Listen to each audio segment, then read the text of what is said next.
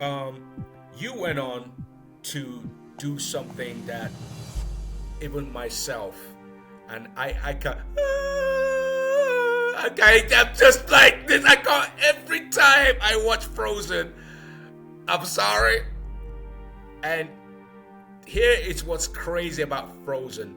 The way you described in the beginning before we started about the Arctic, Norway, it's exactly, and call me naive, when you watch Frozen, it's exactly what Norway is. I can say this traditionally. How did you, that's like that's another iconic, great blessing in your life, nugget that I can just go, yeah, Lisa. I don't even say ABBA anymore. I go, Lisa, Frozen. She performed at the Oscars, you idiot. Like, and this, I'm like, what are you talking about? Lisa, man, get out of my face. I just hang up. I mean, how did you get, because Well, that too just came to me in one of those effortless ways, again, which was so it's like it finds me rather than the other way around. And I was doing another musical. I was doing Annie the musical in Oslo at the time, so I lived then in London with my family, and I was doing this musical, and I've got to start this by saying I've been a massive Disney fan my entire life, and I mean massive. I wrote my university, my LEPA thesis, I wrote about Pocahontas, the film. And when I was younger, I would write, essays about Walt Disney because I was such a fan. And have always dreamt about being a Disney voice. So I'm doing this musical and I get a phone call if I can come in and audition for Anna, which is the other sister, the redhead. And nobody knew what Frozen was. It wasn't out yet.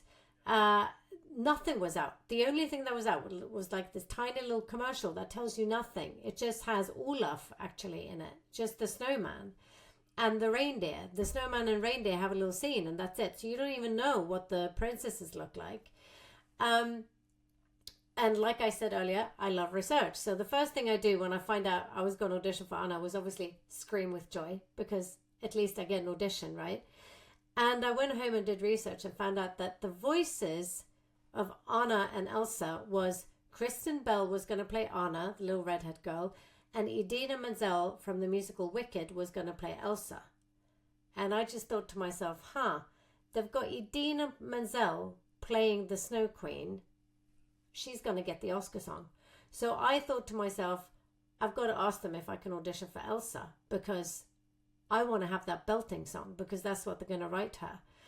And so I did my audition for Anna. It went great.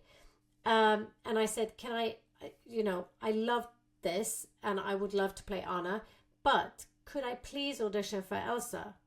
Because I think that would be really fun. And I think I can sing like Idina. And they said, no, I'm sorry, that process is finished and the tapes have been sent off, so you can't audition. And I was like, okay, well, if something comes up for whatever reason, I would love the chance to audition for Elsa. And they were kind of like, that's not going to happen. Why are you even saying this?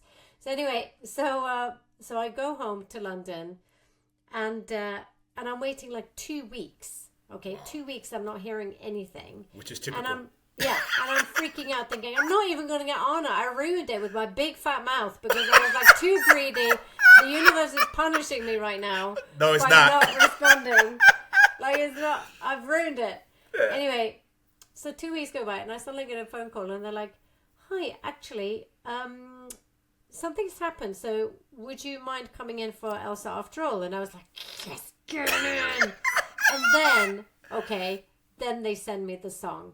And this is the first time I heard Let It Go. And this was before they had edited the song. This was Idina's raw performance, right? I was crying. I was like, this song is something else. Like, you could feel it, and I get goosebumps even talking about it. I just knew this is going to be massive. And then I went in to voice the thing and actually got to see the rushes of the film, and being a massive Disney fan and knowing a lot about these movies, I knew this was special. I just knew it was special. I couldn't pinpoint what it was, but I knew that it was special. And that playing that role changed my life. So then I did film number 1, and that became obviously a massive hit. So I'm the Norwegian dub for that film. And obviously it being set in Norway, it felt really personal. And Elsa is Norwegian. So to me, being the Norwegian voice of a Norwegian character just felt so incredibly special. And then, and getting to voice for Idina Menzel, come on. It's Kristen Bell, by the way, is amazing. So, she's right up there, and she can sing and dance. Why didn't she get cast in bloody La La Land? Anyway, and then... that's love right there. That's a lot of love. You see what I mean? We support the talented. I just want the right people to get the right people for the right part. I love Emma Stone. I love Emma Stone. She's a phenomenal actress. I've got nothing against Emma. This is not her fault. But then you went to the Oscars. That took you to the... Yeah. So then film 2 came around. Right. Again, a massive success. And one of my very good friends, Lynette Howell-Taylor, is a Hollywood producer. Okay, so she produced amazing films. Very successful. She was the producer for A Star Is Born with Lady Gaga, right? And multiple, and she's brilliant. She rings me up and she goes, Lisa, I have an idea. I'm producing the Oscars this year. So the year was going to be 2020. And she said, I loved what Disney did with the multi-language, all the international Elsas. I would love to do this at the Oscars if their song gets nominated. It was a big if, because nobody knew if Disney was going to get the song nomination. And she said, and obviously I want you to be in it because you're Norwegian Elsa. You've got to be there. So obviously if this happens, if Disney agrees, if everybody agrees, we're doing this and you're coming. And I was like, oh my God. So I remember being at the airport in Norway in February, waiting for my airplane and watching live the announcement, because I was like, my life depends on this bloody announcement, because if it didn't get nominated, we wouldn't get to go. So it got nominated and I got to go to the Oscars. So, and let's talk about the Oscars, okay? Because I've dreamt about walking the red carpet my entire life. I've always, just been fascinated by that show because, it's so glamorous. It's like the most successful people at this. It's an amazing show. When I was a kid, that show was half musical theatre. It was like they blended the Tonys and the Oscars, which I miss. And I wish they would do more of that, which my friend Lynette did, actually. It was the best Oscar show, I think, I've seen. To me, that was the best Oscar show It was ever. the best. Yeah. They and not only because you were in it, but they kind of really respected musical. They did. Musical theater. It's like they brought back the show, and I think that is what the Oscars should do, because you get really bored after a while, just hearing the announcement. So I got to walk the red carpet, do the whole fashion thing. I had an amazing designer dress, but the moment of we had rehearsed all week. Myself and the other 9 Elsas had rehearsed all week, or 8 Elsas, 9 with me. And we'd rehearsed with Idina, and Ricky Minor is the conductor. Okay, he worked with Whitney Houston and Michael Jackson. Like, Ricky Minor he's like the king. So like getting to work with him and these people and Disney and this amazing choreographer, Jenny, oh God, I can't remember her last name now, Jenny Goldsmith, and and then the performance of that night. And you just know that the people you have admired your entire life, the best people in this business, except you should have been there, they're all sitting there watching you, and you can't even look at them because you've got to look in the camera because you're singing for the people. You're singing for the people at home who are watching. And I was so focused in that tiny moment. You get a split second to represent yourself. Which I did very, very enthusiastically. You did. You were clean as a whistle. I was very enthusiastic. And then, right afterwards, we walked off stage, and then Brad Pitt gets his award, and Brad Pitt just walks right past us. It's so surreal. And by the way, he's more good looking than he ever was, okay? It was so surreal. And like our waiting room down the hall was the waiting room for Randy Newman, you know, the composer. I mean, it was so beautiful to get to experience that. But the funny thing is, like when the glitter subsides, I got really down after the Oscars because I think I noticed very well that a lot of the people didn't look very happy. There's so much pressure, right? There's so much pressure and stress. And they kind of look almost like panicked. Like, you know, when you see someone who's smiling, but they're panicking, and like you can see that the brain is going, you know, and it seemed to me that the dream that I had for so long of like making it to that place, because it was like the universe was like, I'm going to show you, okay, what it is that you're desiring, just so you get to see it. So I got to see it for real and experience the whole thing that people get to experience. And I just thought this was fun, but you know, it's not the be all and end all. This isn't the meaning of it.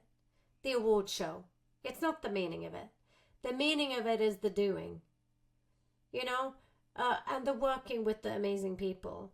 And the, you know, working with the best people. That's kind of what it's about. The glitz and the glamour and all that stuff. It is like Cinderella. It is a pumpkin at the end of the day. It's little mice. Like the glitter, you can lose it. You know, it goes away. And it's not actually valuable. It's an artificial value. And that hit me so hard because it wasn't how I thought I would feel after that. I thought I would be more greedy, and actually I was less.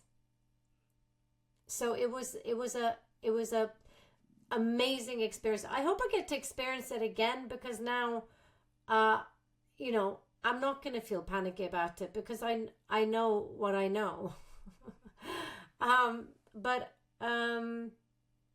Yeah, they looked like lonely people, a lot of them. A lot of them looked really lonely, to be honest with you. I thought that was sad. Are you still in touch with a lot of the other girls? Did you guys kind of like say, let's Yeah, exchange? we have a WhatsApp group called The Queens. Nice. Because, you know, we're Queen Elsa, all of us. Yeah. So that was my idea. I set Let it it up. go. Let it go. I became the mummy of the group. Oh, yeah, So, wow. Go. But they're just fantastic women. And it was such a joy, you know, to be there with all these women who we had never met. We were from all over the world. You know, a few of them spoke a little English, but not very much. But, you know, I didn't speak their language. And they had translators, and we all, you know, managed to communicate. And they are just the most lovely, down-to-earth, fantastic people. And, you know, some of them, like Gam Wichene from Thailand, and also oh my God, I suddenly forgot her name. Hang on, you've got to edit this out because I've got to find her name now because she's amazing. She's from Japan. Takako, who's from Japan. Those two in particular are like ridiculously massive stars, like on a level I can't understand, right? Yeah. Because in Norway it's so She's tiny huge. here. She's huge. But they're huge, you know. Yeah, they're huge stars. Because when I saw the lineup, right? Yeah. When I saw the lineup of you guys performing, and you know, when you're in this game, right? You know, Yeah. and I'm also Japanese biased because I love Japan. My strand of Buddhism is from Japan. Right. So, and I've always been a fanatic of the culture, you know, it's from the atomic bomb and you know, and you know, Japan, they've just been very good to me, period, you know. I saw her and I was like, whoa, this is huge. And I don't think from the bottom of my heart, Norway knows what they have. This woman, you Norwegians, and I'm gonna fly the flag, you know. You know what I mean? She is costly and she is good. You know what I mean? You are. I mean, when you went, I had goosebumps, man. When you guys were performing, I was like, being my, being of course my wife, your sister. She looked at me. I said, yeah, and she was so touched. She was actually in tears. She was crying, and, because to her, she felt she was like. I just remember her saying she deserves it. She deserves it so much. That girl, Oris, you have no idea. And I'm like, and I got to really learn. And she's an outsider like you, right? A lot of artists. Most of the Norwegian artists I've met, they're all outsiders. Like myself, we're all outsiders, but we're just very grateful, very very very. We're very privileged, and to see you and the lady from Japan and the other. I was like, man, people have no idea. How you watch the Hollywood crowd and you go, they have no idea. These people will outdo them any day if they were given especially with you. All of you could outdo a lot of those people sitting in the audience on any given day. It was very cute. We had, like, Margot Robbie came up to us because we had our own little booth, so we got to watch the show. And Margot Robbie came by and was like, oh my God, you guys, you're my favorite part of the show. You were so amazing. I was crying. And she was, can I just say, she's even more beautiful in real life than on film, if possible. She's just such a beauty. But she was so lovely to us. And Brie Larson, sent a message to us. She was like, you got to tell them they're amazing. And it was so special getting to do that and to, like I said, work with Ricky Minor, who's the conductor, and the orchestra. And it was just nuts to be a part of that. And then there you guys were on a high, then the COVID hit. That didn't make no... The universe sometimes is beautiful and cruel at the same time. Yeah, that was hard. What was that? Everybody was on a high. Yeah, that was you understand? Hard. Mm-hmm. And I remember my son being born and boo. We're like, we got to get hold of, we got to talk to you, we got to speak to Lisa. Then all of a sudden, we went from that as an industry. Yeah. Especially in the world of musical theater, there's so hope because all of you were all musical theater stars in your own right. So you could just see a lot of people were excited. Then all of a sudden, I mean, what was that for you? I mean, how did you handle that? I didn't handle it very well. I got very cross. Wow. About, I you can debate all kinds of things, but I feel like I'm kind of, glad in hindsight that more people are realizing that maybe the governments of the world completely overreacted and also acted anti-humanely, and that it's ruined the economy all over the world. And on a personal level, I found it very challenging that someone had the right to tell me that what I do for a living, I'm not allowed to do. I'm banned from working. I'm banned from doing my job, which is to, part of my job, it's to tell stories. It's to uplift people when they are down, when they needed it most, actually. And I think it's so the opposite to the old UK saying that they had during the Second World War was, keep calm and carry on. I honestly think it's the best bloody advice for any situation. You keep calm and you carry on. Like, you take stock and everything, but you keep a calm head. No one kept a calm head. It was like a bunch of hysterical people were running the planet. And I don't want ladies like that. I don't want hysterical people. And, I think it did a lot of damage to a lot of people. Like, I know a lot of artists had to sell their homes that they had clawed their way into buying. And they'll never get that back. A lot of people had to move home with their parents, for God's sake, who were adults. A lot of young people who were at uni or, secondary school, uni students were kept in fenced in, weren't allowed to leave. So there was like very high suicide rates. You had young people, a lot of children and young people suffered irreparable mental health damage and brain damage. A lot of, babies and children, they didn't develop properly because of the situation where they weren't, socially exposed that they're supposed to be. Their immune system also weren't allowed to develop. So the cost to all of us was huge. And I felt all of that the whole time. I felt it from the beginning that this is really deeply wrong, whatever we're doing. Like, I understand the reasons and all of that, but they weren't good enough. And it wasn't worth it, is my opinion. Controversial probably, but I never want them to do it again. And it terrified me, actually, that this was allowed to happen, and that we weren't allowed to say anything, and that conversation was shut down. That really deeply worried me, that regular people, but especially people who are in the know, weren't allowed to speak.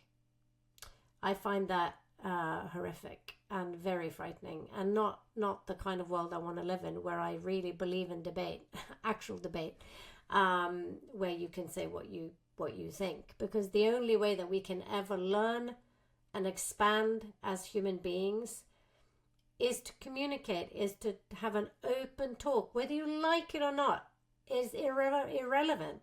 Your feelings on whether you like it or not are actually irrelevant, because we're only hurt by what we allow to hurt us, right? And I think we've got to allow conversation, because when you put things out in the light and you let people talk, people can say the opposite, because that's their right, and that's the best way, is the only way to learn anything. So yeah, anyway, that's my very, very long answer to that question, Oris. But I did a lot of fun stuff though, like before the Oscars, because you brought up Doctor Who earlier, and that was before the Oscars, and that was also like one of those life-changing things, because all of a sudden, after doing that episode on Doctor Who, I was invited to Comic-Cons, where they have loads of people from Doctor Who.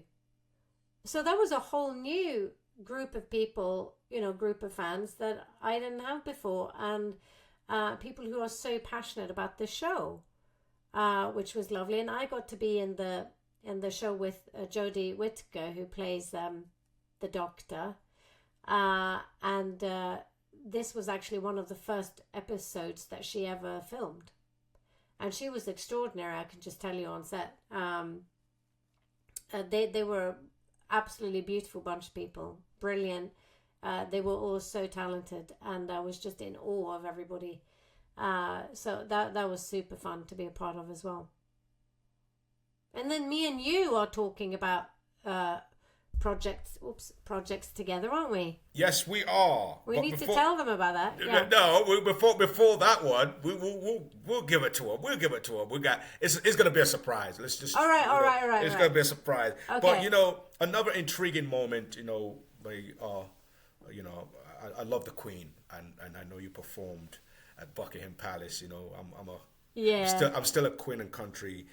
It's weird having a king, isn't it? Weird having a king. It is weird for me, but I gotta, Queen Elizabeth, man, so rest in peace.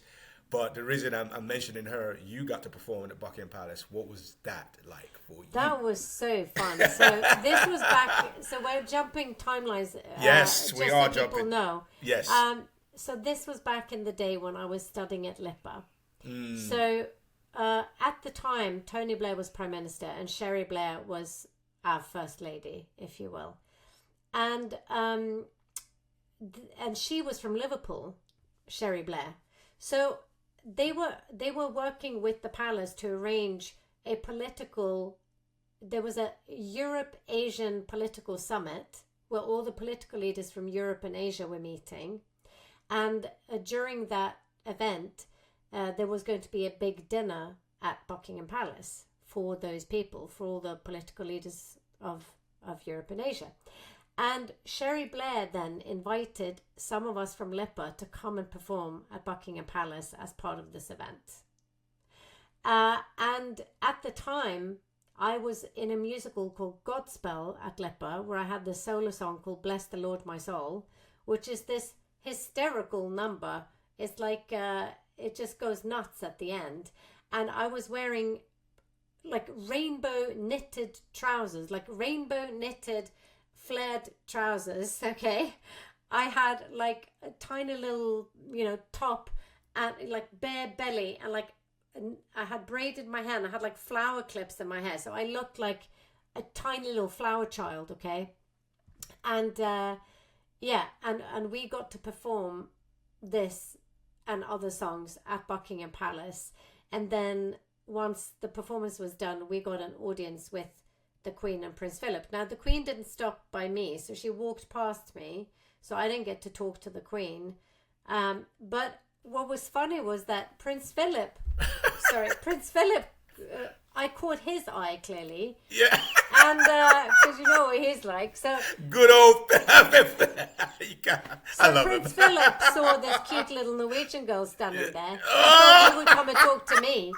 So Prince Philip, I'm just joking. I don't know that's what he was thinking. He was probably bored out of his mind. So he's coming down. And he stops by me to chat to me, and he was like, so, where are you from? He was very nice, by the way, to me. And he was like, so where are you from? And I said, or maybe they told him, because obviously they know things. They get whispered in the air stuff. Anyway, came out that I was from Tromsø, and all of a sudden he starts talking to me about the warship Tirpitz, right? Which was it a German warship or a Russian warship? I think it was a German warship. Yeah, of course it was, because it was the Second World War. It was a German warship that got sunk, not outside Tromsø, but a little bit further south in the north, outside Narvik border, I believe. And started talking to me lots about this warship and all these facts. And I'm embarrassed to say that at the time, I didn't know anything about this. Because I probably didn't pay attention to this particular story of naval history in school, okay? So I'm standing there trying to have a conversation about something I know nothing about with Prince Philip. And I was like, yeah, nodding along, like pretending I know shit. So I was like trying to sprinkle in things that I did know about the Second World War. Because I do know a lot about that region. Because the king also had, during the Second World War, the Brits protected the Norwegian king. Do you remember that? So there's a big history there, and Prince Philip would know about that because he was a naval commander. Naval. That's his world, right? Yeah, that was his thing. He loved the Navy. And Norway. So he was like on form here. Yep, Norway played a very important part with the British during the Second World War. As you know, the tree in Trafalgar Square that everyone in England see every year is from Norway. So every year, Norway as a gift, as a thank you for protecting the King of Norway, and so I think that moment there with you, and that's why I asked you this, because I was hoping I thought it was going to be Our Lady the Queen that would ask you that, but that's definitely Philip. Yeah.